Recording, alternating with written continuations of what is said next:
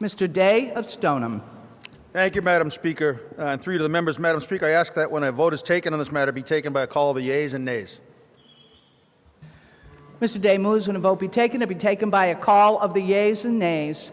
All those in favor will rise. Division 1. 20, sufficient number having arisen when a vote will be taken by a call of the yeas and nays.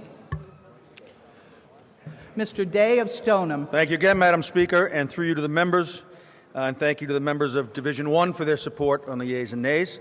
Madam Speaker, I am pleased to present this report from the Conference Committee between the House and Senate on an act relative to abuse and exploitation.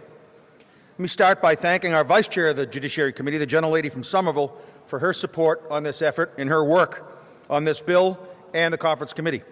I also recognize and thank the gentlelady from Abington for her participation as well. I thank our Senate counterparts on the Conference Committee, the gentleman from Norfolk and Plymouth, for his partnership and passion on this issue.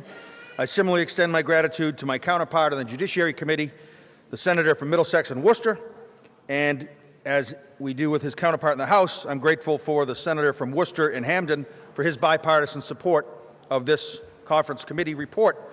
Madam Speaker, this bill provides relief to survivors across the Commonwealth by tackling the issues of the non-consensual sharing of explicit images, what many know as revenge porn, as well as teen sexting and coercive control. This will be the third time we're up here on this. We passed this legislation last term. We did it again earlier this term, and we're fortunate now to be here presenting the final version for everyone's consideration. The effects of revenge porn, as we all know, are wide-ranging and devastating. The Conference Committee ultimately decided that the non-consensual sharing of an explicit image of an adult with reckless disregard for the impact that act would have on a reasonable individual should be subject to punishment, regardless of the intent of the abuser. Obviously, perpetrators who intentionally seek to hurt their targets through abuse and this behavior must also be subject to criminal penalties. That is what this provision of this bill will do. We also take important strides in responding to the growing and disturbing trend of individuals who use artificial intelligence and other digital imaging software to produce deep fakes of individuals. These images can be just as damaging as sharing the actual images of a person, and our prosecutors need this tool to go after abusers and provide survivors with relief.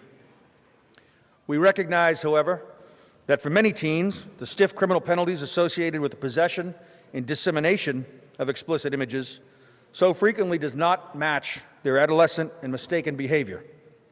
So this bill establishes a diversion program that will equip teens who are found to be engaging in sexting with the lessons they need to learn about responsible relationships and the use of technology. The Conference Committee agreed to entrust the development of this program to the Chief Law Enforcement Officer of the Commonwealth, our Attorney General, and we require her to consult with a variety of experts, practitioners, survivors, and state agencies in developing this program. For so many survivors, Madam Speaker, coercive and abusive control is a form of domestic violence that is as insidious and harmful as acts of physical violence, and we should treat them the same way under the law. So this bill establishes the elements of what constitutes coercive control and ensures that the weaponization of the courts by an abuser remains a factor in determining whether such a controlling relationship is in place. Madam Speaker, the work of this Conference Committee could not have been completed were it not for our staff. So I want to recognize and thank our Judiciary Committee staff, in particular General Counsel Diana Williams, Staff Director Patrick Prendergast, for their hard work on this bill and the Conference Committee. Madam Speaker, I'll close by saying we know what conference committees like ours get over the finish line and what it takes to achieve that result. When both chambers are committed to achieving a policy goal and equip their members to go after it, when conferees can focus on what works for the Commonwealth rather than who wins what, when we as lawmakers center those most acutely impacted by our decisions here, in this case the hundreds of heroic survivors who've come forward to make their stories known, we know that compromise can be reached, and our march towards greater justice for all goes on. I hope that is the case with all conference committees. Madam Speaker, thank you for the position of trust you put in me, and thank you for your continued support. I urge adoption of this report.